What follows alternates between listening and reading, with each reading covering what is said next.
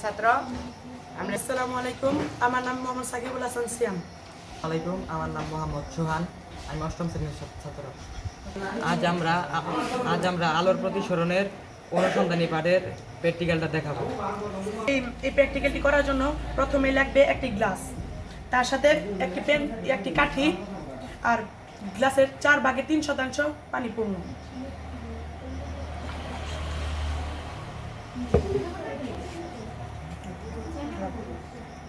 ভাঙা এটা কেন হচ্ছে?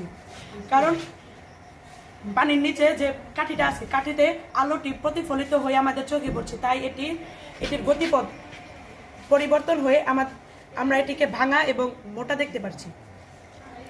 আর উপরের অংশ, এর পূর্বে উপরে যে কাঠিটা আছে সেটি আরেক স্বচ্ছ মাধ্যম অর্থাৎ বায়ুতে আছে, এর জন্য এটাকে আমরা আরেক আকারে দেখতে পাচ্ছি।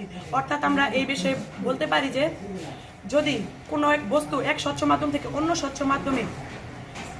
স্বচ্ছ মাধ্যমে প্রবেশ করে তাহলে তার গতিপথের পরিবর্তন হয়। আর এই কারণেই আমরা কাঠিটি ভাঙা এবং মোটা দেখতে পাচ্ছি। শ্রেণীর এই অনুসন্ধানী পাঠ বইয়ের আমাদের এই আলোর প্রতিসরণটি আমরা দেখলাম। আমরা এর থেকে আলোর প্রতিসরণ কিভাবে হয় এটা আমরা শিখলাম এবং আমরা বাড়িতেও প্র্যাকটিক্যালি দেখব। সবাইকে ধন্যবাদ। আসসালামু আলাইকুম।